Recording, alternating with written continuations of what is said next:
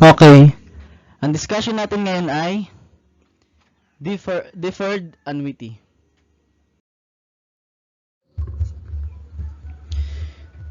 Deferred annuity is an annuity that does not begin until a given time interval has passed. It is a kind of annuity whose payments or deposits starts in more than one period from the present. Likewise, the first payment interval does not coincide with the first interest period and it is put off to some later date. Kung idodrawing natin ang cash flow diagram ng isang deferred annuity, cash flow diagram.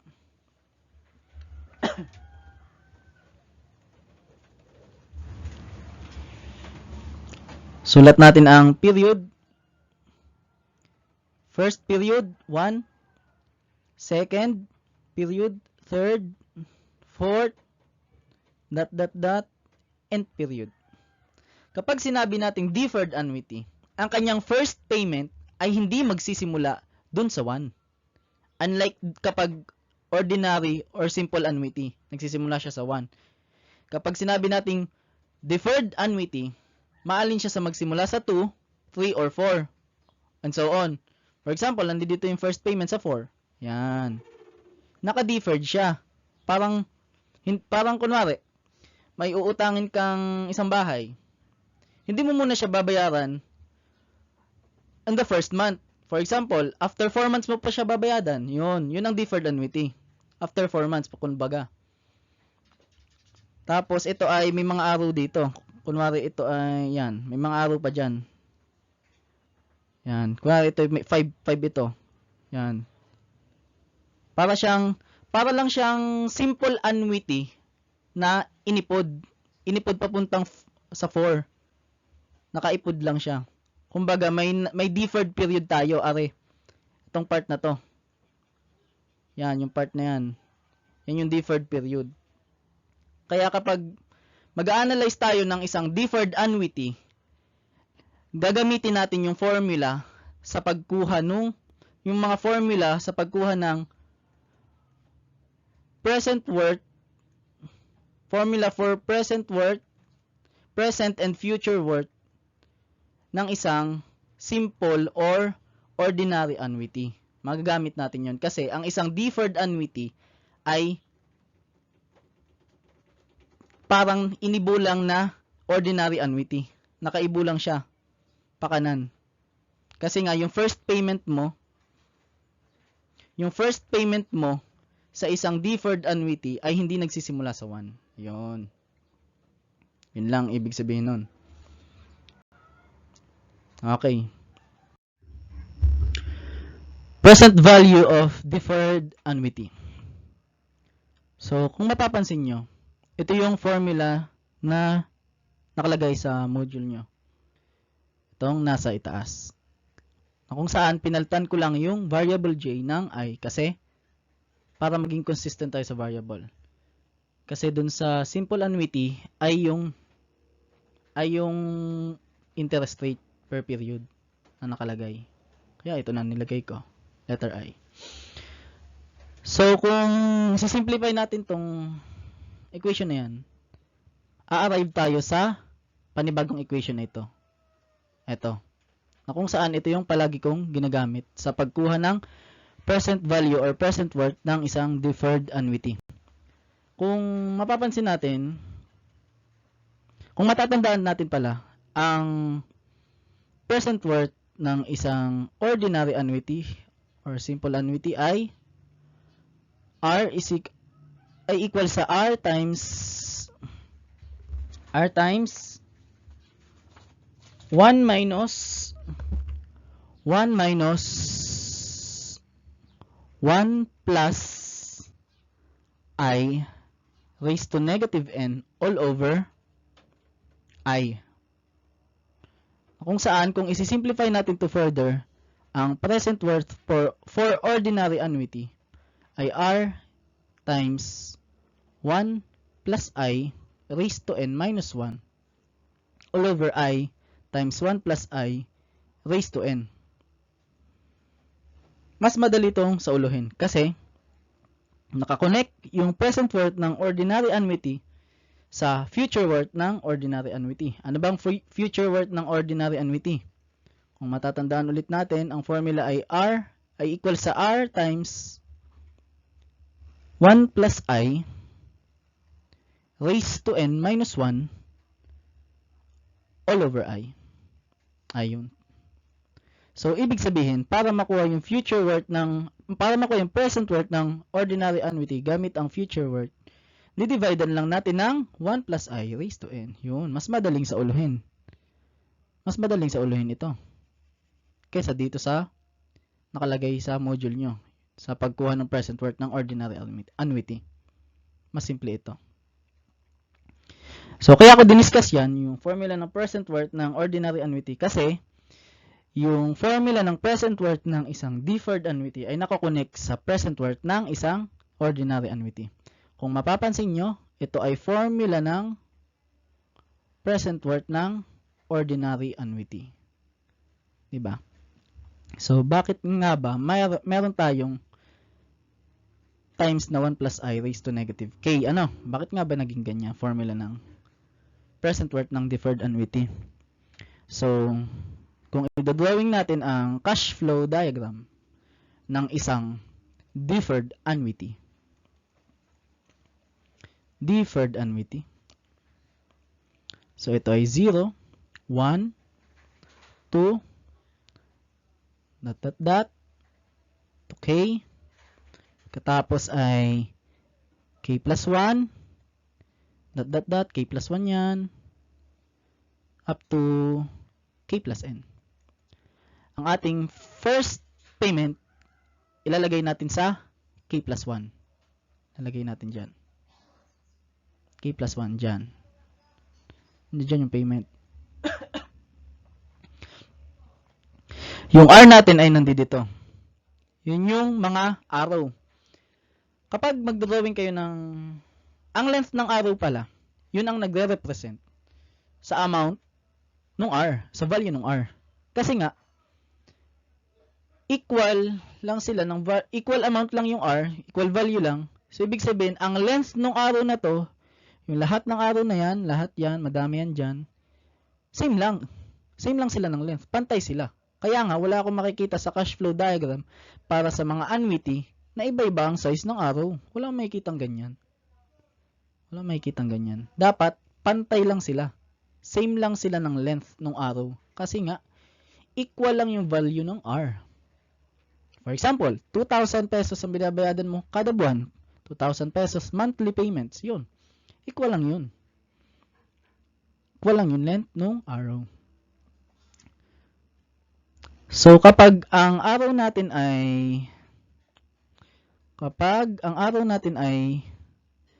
paitaas, kapag paitaas ang araw natin, ibig sabihin positive. Kapag pababa ang araw natin negative, positive yan kapag nalabas ka ng pera. Parang cash out, parang ganun. Cash flow out, yan. Ano ba example? Ibig sabihin, ang example nun ay pwedeng nagbabayad ka, yun, cash flow out. Kapag pababa naman yung araw, kung ibababa natin to yung araw na to, cash flow in, papunta sa'yo. Natanggap ka ng pera. O, paano ba pag natanggap ka ng pera? Nagwi-withdraw. O, withdraw. Ano pa? Kumikita ka, yun. Cash flow in. Kailangan pababa. Papunta sa'yo yung pera. Yun. Pababa yung araw. Tapos, dito, kung mapapansin nyo,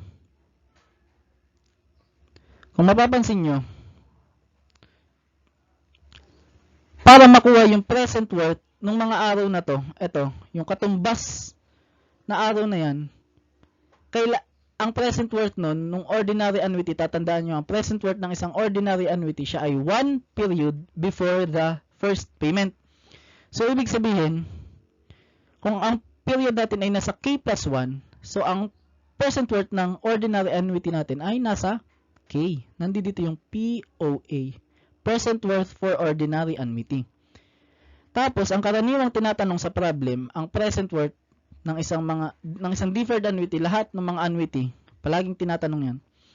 Palagi siyang nasa 0. Yan. Palaging nasa 0 siya. Yung present worth na 'yan.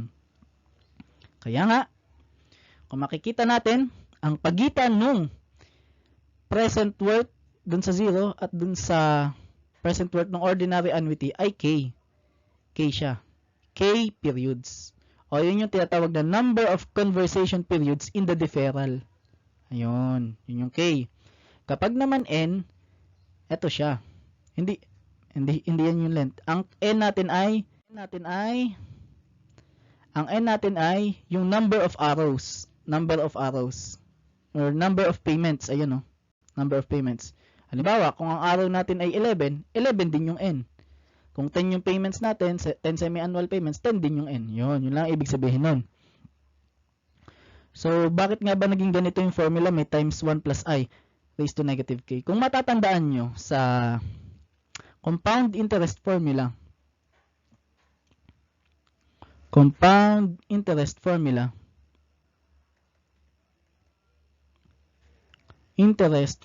ano?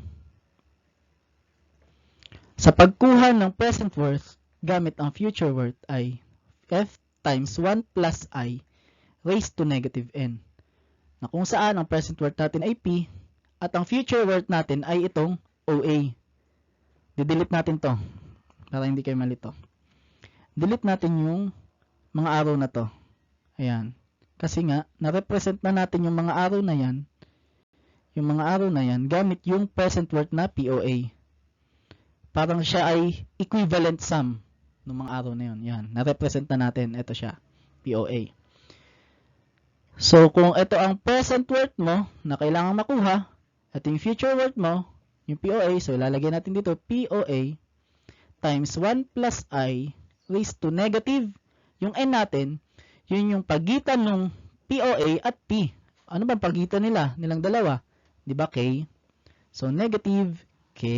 Ayun, negative K siya. Yan. Kaya nga, kung sasubstitute natin yung value, yung formula ng present worth para sa ordinary annuity, makukuha natin ito. Yun. Doon lang na-derive yung formula ng present worth ng isang deferred annuity. So, kung isusulat natin ulit ang original cash flow diagram, represent ko na yung mga variable, kung ano nga bang ibig sabihin nun. Kung i-delete natin to, yung original na cash flow ha. Original cash flow diagram. So, yan. Ito. Yan yung R. Yan. Ito yung K. Ayan. Sige. So, ang R ay yun yung regular payments. Yun yung mga 2,000 monthly payments. 10,000, mga ganun. I, interest rate per period. Didiscuss ko to. Itong interest rate per period. Sa susunod na problem, didiscuss ko yan. N ay number of payments, kung ilan yung araw. Ang K, number of conversation periods in the deferral. Yung pagitan nun. Yung pagitan ng present worth ng ordinary annuity, papunta dun sa present worth sa 0. Yun lang. So, sample problem ngayon. Find the present value of 10 semi-annual payments of 2,000 pesos each if the first payment is due at the end of 3 years and money is worth 8% compounded semi-annually. Tatandaan nyo, pakatatandaan nito, na sa number of periods doon sa sa number of periods sa cash flow diagrams, magbabase lagi tayo sa kung ano yung payment. Dahil ito ay semi-annual payments, doon nakabase ang number of periods. So, paano? So, drawing natin ang cash flow diagram. Cash flow diagram. So, ito yung 0. Yan. Dahil siya ay semi-annual payments, so M is equal to 2. Ilang payments sa isang taon? O ilang periods sa isang taon? 2 payments or 2 periods per year. Ayun. So, dahil Sinabi dito, ang first payment daw ay due at the end of 3 years. So, deferred annuity due at the end. Pagkatapos pa ng 3 years. So, ilang periods yon? Kung meron tayong 2 periods per year, ilang periods muna bago ang ilang periods muna bago mag first payment? So, 6, di ba? 6 periods. So, 1, 2, 3, 4, 5. 5 yan. Ako. 5. 6. Nandito. Nandiyan yung first payment. Kasi nga, yung first payment ay due at the end of 3 years. Dahil nga siya ay semi-annual payments, so ibig sabihin, ang total number of periods bago mag-first payment ay 6. Yun, 6 periods muna. 6 periods muna palalampasin para magkaroon ng first payment. Sabi naman dito, meron daw siyang 10 semi-annual payments. So, ito ay 7, 8, ilan? Di dapat yan ay 15, 9, 10, 11, 12, 13, delete natin to dahil lampas na siya. Sulat ko na lang sa taas. MI 2 periods per year at ang total periods ay bago mag first payment ay 6. So 13, 14, 15. Drawing natin yung mga arrow.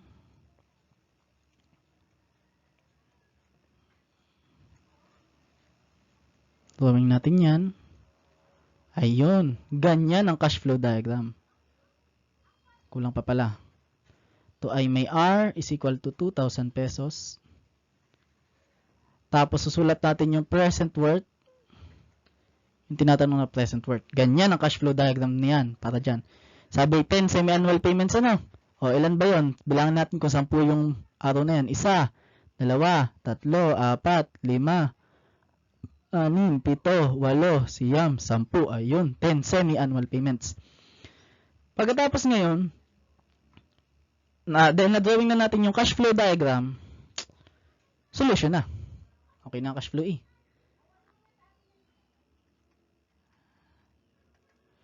Dahil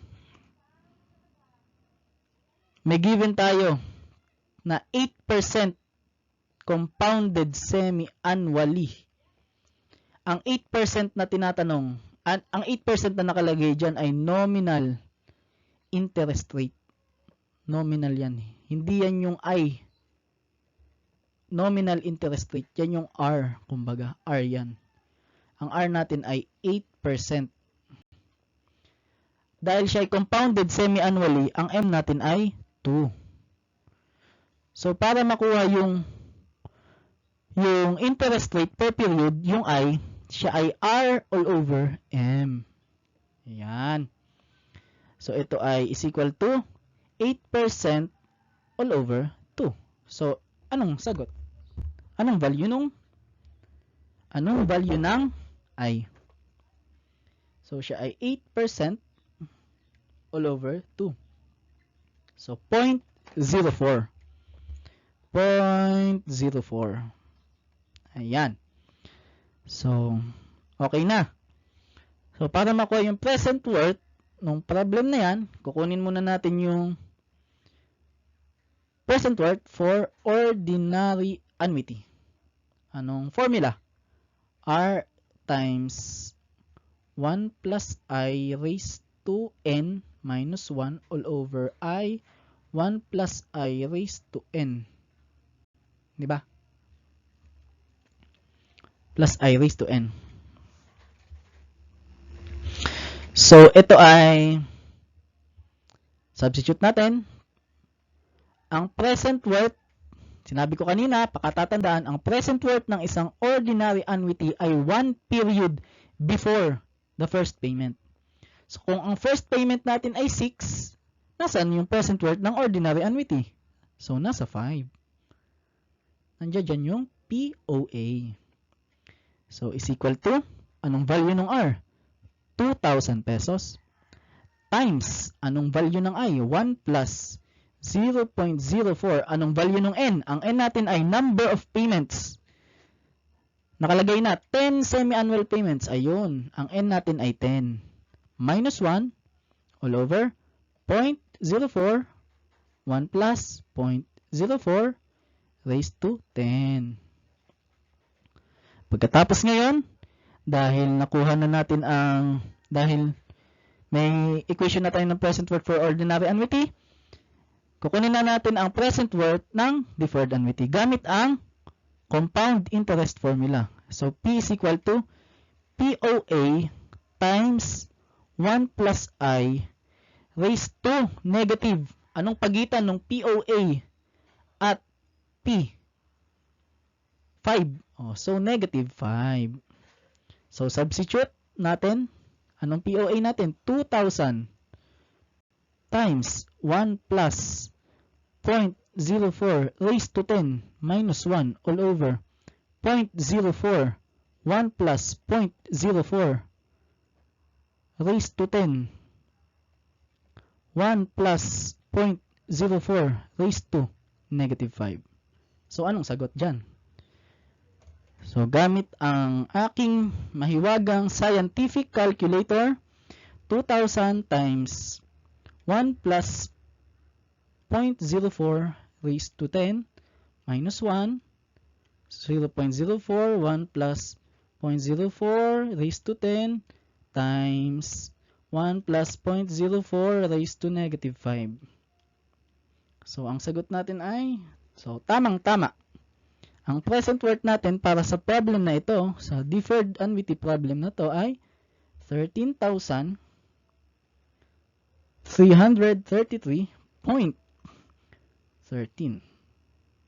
pesos. So, tama ang nakalagay sa sagot. Baksan natin. Ay, baksan niya. Ayun.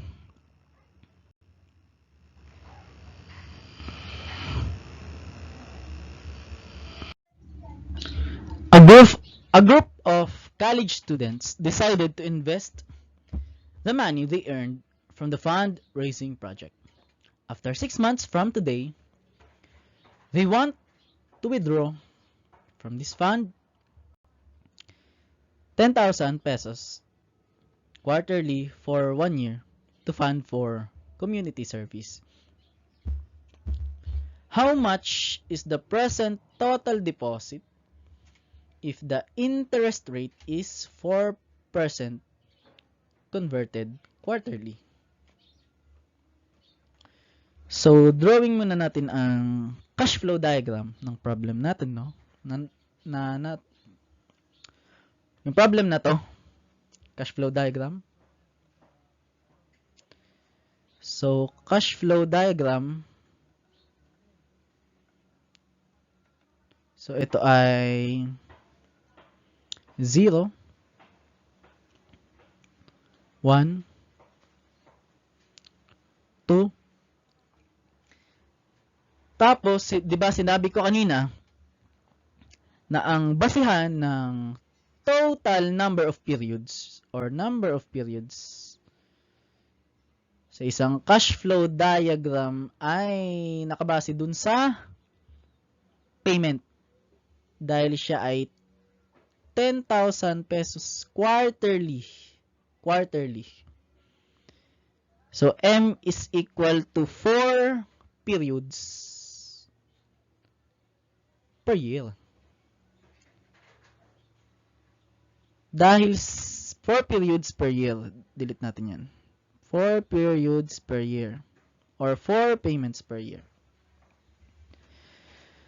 Dahil siya ay after 6 months, ilang period yun?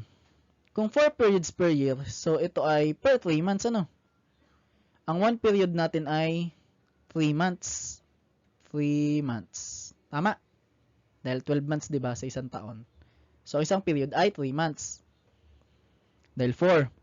So, dahil siya ay 6 months, so, ibig sabihin, after 2 periods pa, nandun yung unang payment. So, nandito yung 10,000 pesos na unang bayad. Dahil sinabi dito na for 1 year, ibig sabihin, apat na periods yung kailangan nating i-drawing na araw. So, 2, 3, so ito ay 3, 4, 5, yan, hanggang 5 lang.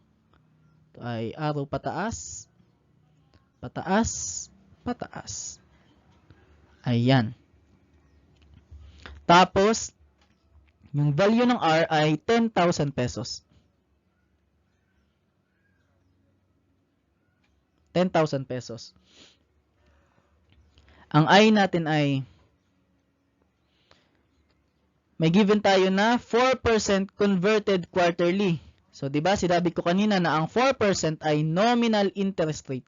Para makuha natin yung interest rate per period, i-divide natin siya sa value ng M. So, 4% all over 4. Yan. Sa pagkuha ng value ng I or the interest rate per period. So, 4% all over 4. So, siya ay 0.01. 0.01. So, delete natin to dahil mahaba. Delete natin yan. Ayan, na-delete na tuloy lahat. Yan. So, nandito yung present worth nung deferred annuity na yan. So, kompleto na. Kompleto na natin ang cash flow diagram. Ngayon, solution naman. Solution.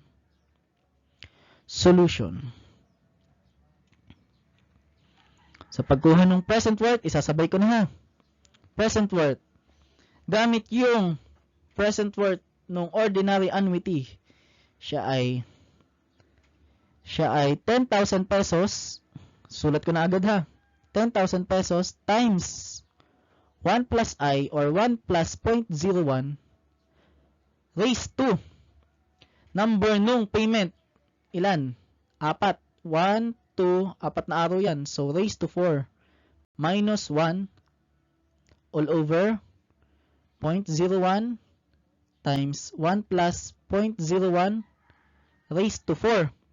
Dahil nandito yung P1, kung idodrawing natin yung P1 dyan, yung present worth ng mga R na yan, ibig sabihin, isang period na lang para mapunta siya sa 0. So, tatimesa natin ito ng 1 plus 0.01 raised to negative 1. So, gamit ang inyong scientific calculator, ang present worth natin ay 10,000 pesos times 1 plus 0.01 raised to 4 minus 1 0.01 1 plus 0.01 raised to 4 times 1 plus 0.01 raised to negative 1. So, ang ating present worth or the present value for this deferred annuity problem ay 38,633.32 pesos. Ayun. So, tamang-tama. Nakuha natin yung sagot. Ayun, nasa baba na pala. Sa baba na yung sagot. So, third problem. A company offers a deferred payment. So, deferred annuity nga, nakalagay na. Deferred payment. Deferred payment option for the purchase of any furniture. Gladys plans to buy a dining table set with a monthly payment of 4,000 pesos for 2 years. The payment will start at the end of 3 months. How much is the cash price of the dining set if the company will give 10% compounded monthly? So, drawing muna natin yung cash flow diagram nitong problem na ito. Cash flow diagram.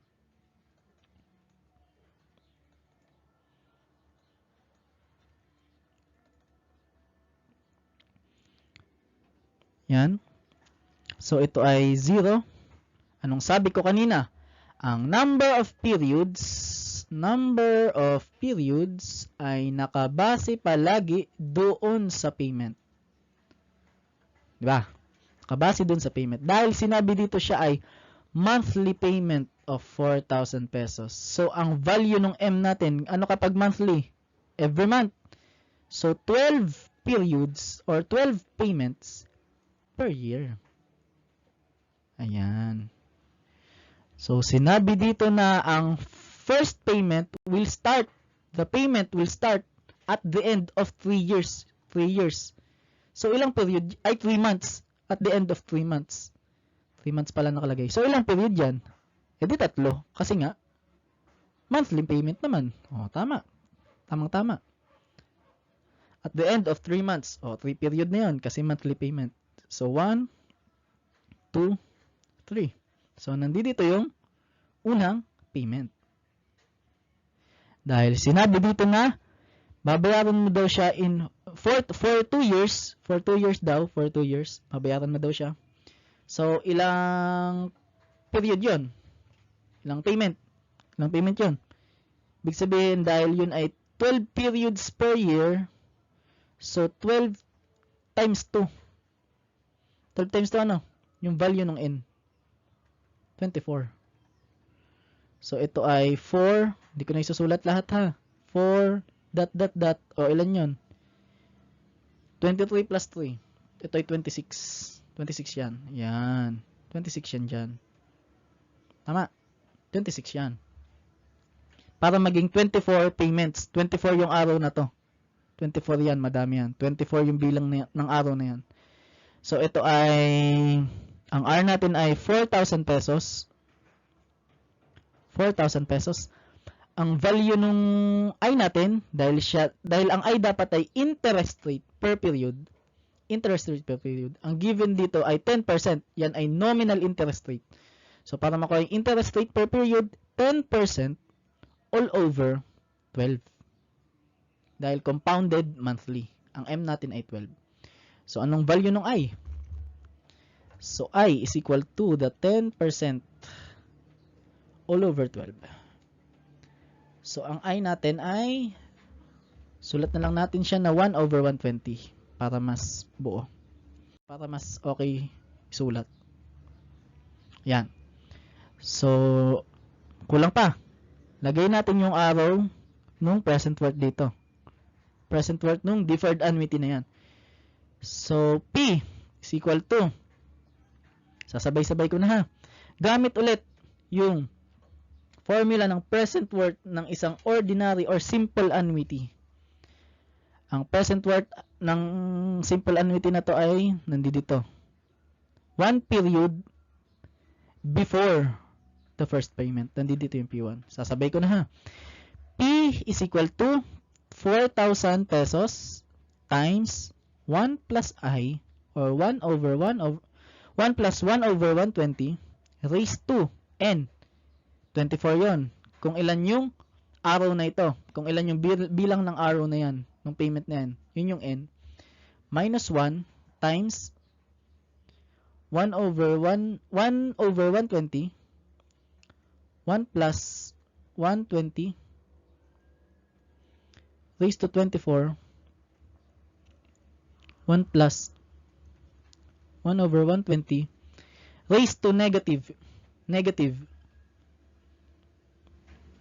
Ito pala yung ordinary annuity. Yan.